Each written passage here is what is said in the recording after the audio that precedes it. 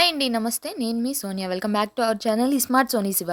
హోటల్‌కి వెళ్తే కరకల్లాడుతూ ఎర్రగా కాలే మసాలా దోస ఇస్తారు కదా! అలాంటి పర్ఫెక్ట్ హోటల్ స్టైల్ మసాలా దోసని ఈ వీడియోలో చూపించబోతున్నాను. అలాగే హోటల్లోలా ఎర్రగా రావాలన్న దోస బ్యాటర్‌ని ఎలా ప్రిపేర్ చేసుకోవాలో, అలాగే పెనానికి దోస అతుక్కోకుండా ఉండాలంటే ఏ టిప్స్ పాటించాలో, అలాగే దోస మీద స్టఫ్ చేసే ఎర్ర కారాన్ని ఎలా చేసుకోవాలో, ఆలూ కుర్మాని ఈజీ వేలో సింపుల్గా ఎలా చేసుకోవాలో అన్నీ కూడా ఈ వీడియోలో చూపిస్తున్నాను.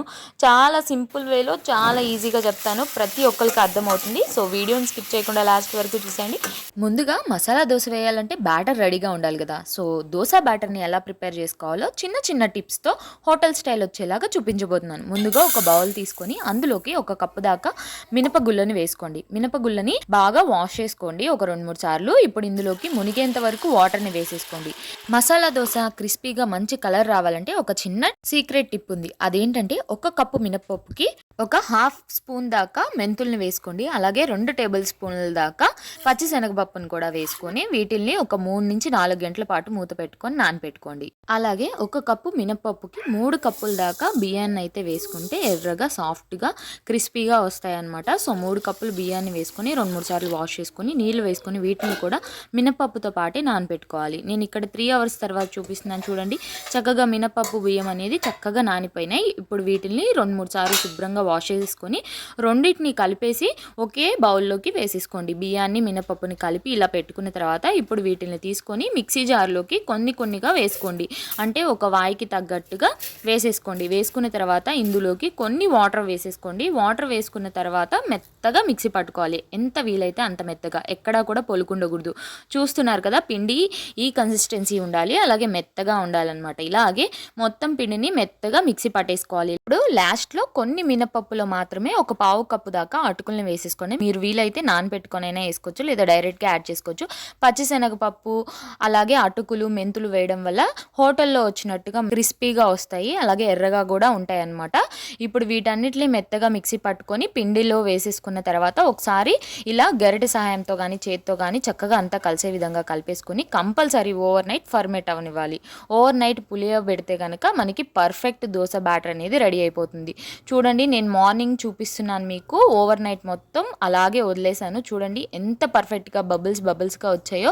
ఇలా పర్ఫెక్ట్గా రావాలంటే నేను చెప్పిన టిప్స్ని ఫాలో అవ్వండి. ఇప్పుడు మొత్తం ఒకసారి కలిపేసుకొని ఇప్పుడు మీకు ఎంత అయితే దోశలు వేసుకుంటారో అంత పిండిని ఒక బౌల్లోకి తీసుకొని మిగిలిన పిండిని ఫ్రిడ్జ్లో స్టోర్ చేసుకోవచ్చు. ఇప్పుడు ఇలా విడిగా తీసుకున్న పిండిలోకి సాల్ట్ వేసేసుకొని కొన్ని వాటర్ వేసుకొని దోశ బ్యాటర్ని ఇలా నేను వీడియోలో చూపించిన కన్సిస్టెన్సీలో చక్కగా కలిపేసుకోవాలి. ఇప్పుడు ఈ దోశ బ్యాటర్ని పక్కన పెట్టేసుకోండి. దోశలో పైన మనం వేయడానికి ఎర్రకారాన్ని ఈజీగా ఎలా చేసుకోవాలో చూపిస్తాను. ఇప్పుడు ఈ ఎర్రకారంలోకి ముందుగా నానపెట్టుకున్న ఒక 4-5 ఎండుమిరపకాయలను వేసేసుకోండి. అలాగే ఒక ఉల్లిపాయను కూడా ఇలా ముక్కలుగా కట్ చేసుకొని వేసుకొని ఒక 10 వెల్లుల్లిపాయలని పొట్టు వలుచుకొని వేసుకొని కొంచెం ఉప్పు వేసుకొని ఇలా మెత్తగా మిక్సీ పట్టేసుకుంటే మన ఎర్రకారం రెడీ అయిపోతుంది. ఇది చక్కగా దోశ మీద అప్లై చేసుకున్నా లేదా చట్నీ లాగా తిన్నా చాలా టేస్టీగా ఉంటుంది. ఇప్పుడు దీన్ని పక్కన పెట్టేసుకొని ఆలూ కుర్మా ఎలా చేసుకోవాలో చూపించేస్తాను పదండి. ముందుగా స్టవ్ మీద బాండి పెట్టుకుని అందులోకి 1 టేబుల్ స్పూన్ దాకా ఆయిల్ వేసుకుని ఒక పావు టీ స్పూన్ జీలకర్ర, పావు టీ స్పూన్ ఆవాలు, మరొక పావు టీ స్పూన్ దాకా పచ్చిశనగపప్పు వేసుకుని ఇవి కొంచెం ఫ్రై అయిన తర్వాత ఇందులోకి పావు కప్పు దాకా సన్నగా కట్ చేసుకున్న ఉల్లిపాయ ముక్కలు కూడా వేసుకుని కొంచెం ఫ్రై చేసుకోవాలి ఆయిల్లో. ఇవి కొంచెం ఇలా ఫ్రై అయిన తర్వాత ఇందులోకి సన్నగా కట్ చేసుకున్న ఒక 1 టేబుల్ స్పూన్ దాకా అల్లం ముక్కలు, సన్నగా కట్ చేసుకున్న ఒక పచ్చిమిర్చిని కూడా వేసేసుకొని వీటిని కూడా పచ్చివాసన పోయేంత వరకు అలాగే ఉల్లిపాయ గోల్డెన్ బ్రౌన్ కలర్ వచ్చేంత వరకు ఫ్రై చేసుకోండి. ఇప్పుడు ఇందులోకి ఒక పావు టీ స్పూన్ పసుపు వేసుకోవాలి. ఒకసారి అంతా కలిసే విధంగా కలిపేసుకోవాలి. ఇలా చక్కగా ఉల్లిపాయలు పచ్చిమిర్చి అల్లం ముక్కలు ఫ్రై అయిపోయిన తర్వాత ఇందులోకి 2 పెద్దవి బంగాళదుంపల్ని ముందే ఉడికించుకొని ఇలా మెత్తగా స్మాష్ చేసుకొని పెట్టుకున్నాను అనమాట. ఈ 2 బంగాళదుంపల్ని ఇలా స్మాష్ చేసుకుని వేసేసుకోవాలి.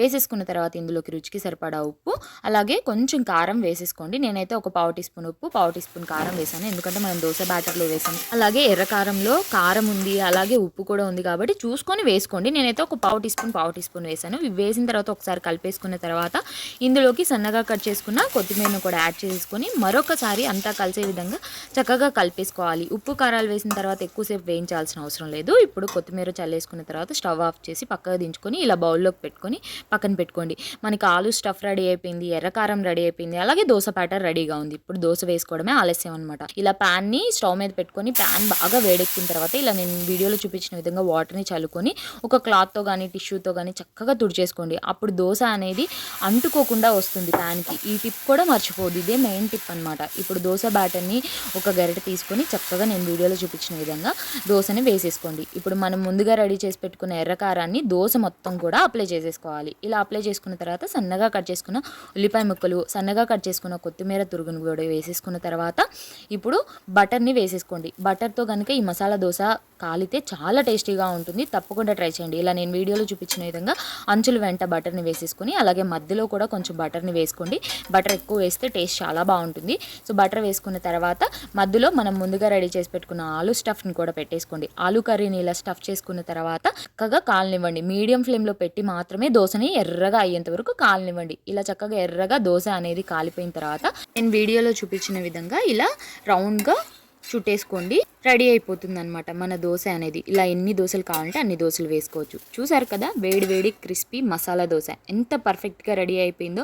మీరు కూడా ఇంట్లో తప్పకుండా ట్రై చేయండి, చాలా బాగా వస్తుంది. ట్రై చేసి ఎలా వచ్చిందో కామెంట్ చేయడం మర్చిపోవద్దు. అలాగే ఈ మసాలా దోశ కాంబినేషన్గా పల్లీ చట్నీ, అల్లం చట్నీ చేశాను. రెసిపీస్ కావాలంటే కామెంట్ చేయండి, తప్పకుండా పోస్ట్ చేస్తాను. అలాగే వీటి కాంబినేషన్గా నేను సాంబార్ కూడా చేశాను అనమాట. చాలా చాలా బాగుంది. అసలు మీరు ఇంట్లో చేస్తే మీకు కాంప్లిమెంట్స్ వర్షాలు కురుస్తాయి అనమాట. అంత బాగా వస్తుంది. హోటల్కి వెళ్ళి తినే బదులు ఒకసారి ఇంట్లో తప్పకుండా ట్రై చేయండి. ఈ వీడియో అయితే నచ్చిందని అనుకుంటున్నాను. వీడియో నచ్చితే వీడియోని లైక్ చేయండి, మీ ఫ్రెండ్స్ అండ్ ఫ్యామిలీ రిలేటివ్స్కి షేర్ చేయండి. ఇంకా ఇలాంటి ఎన్నో ఈజీ అండ్ టేస్టీ రెసిపీస్ కోసం ఈ స్మార్ట్ సోనీ శివ ఛానల్ని సబ్స్క్రైబ్ చేయండి. ఈ వీడియో అయితే ఇంతే, మరొక మంచి వీడియోతో మళ్ళీ వచ్చేస్తా. అంతవరకు సెలవు, బై బంగారు కొండలు.